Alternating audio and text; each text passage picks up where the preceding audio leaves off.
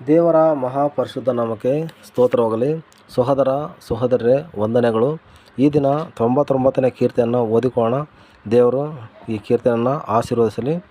ಯೆಹೋವನು ರಾಜ್ಯಾಧಿಕಾರವನ್ನು ವಹಿಸಿದ್ದಾನೆ, ಜನಾಂಗಗಳು ನಡುಗಲಿ.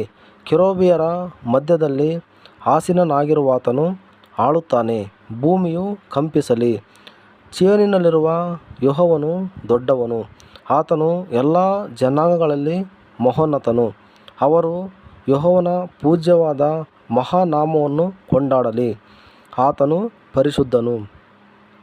ಅರಸನ ಬಲವು ನೀತಿಯಲ್ಲಿ ಆಸಕ್ತವಾಗಿದೆ, ಯಥಾರ್ಥವಾದುದನ್ನು ಸ್ಥಾಪಿಸಿದವನು. ಯಾಕೋಬ್ಯರಲ್ಲಿ ನ್ಯಾಯ ನೀತಿಗಳನ್ನು ಸಿದ್ಧಿಗೆ ತಂದವನು ನೀನೇ. ನಮ್ಮ ಯೆಹೋವ ದೇವರನ್ನು ಘನಪಡಿಸಿರಿ, ಆತನ ಪಾದಪೀಠದ ಮುಂದೆ ಅಡ್ಡ ಬೀಳಿರಿ, ಆತನು ಪರಿಶುದ್ಧನು. ಆತನು ಯಾಜಕರಲ್ಲಿ ಮೋಶೆ ಆರೋನರು ಆತನನ್ನು ಹೆಸರಿನಲ್ಲಿ ಪ್ರಾರ್ಥಿಸುವವರೊಳಗೆ ಸಮುವೇಲನು ಪ್ರಾರ್ಥಿಸಿಕೊಂಡಾಗೆಲ್ಲ ಯೆಹೋವನು ಅವರಿಗೆ ಸದುತ್ತರವನ್ನು ದಯಪಾಲಿಸುತ್ತಿದ್ದನು. ಆತನು ಮೇಘಸ್ತಂಭದಲ್ಲಿದ್ದು ಅವರೊಡನೆ ಮಾತಾಡುತ್ತಿದ್ದನು, ಅವರು ಆತನ ವಿಧಿನಿಯಮಗಳನ್ನು ಕೈಕೊಂಡವರು. ನಮ್ಮ ಯೆಹೋವ ದೇವರೇ ಅವರಿಗೆ ಉತ್ತರ ಕೊಟ್ಟವನು ನೀನೇ.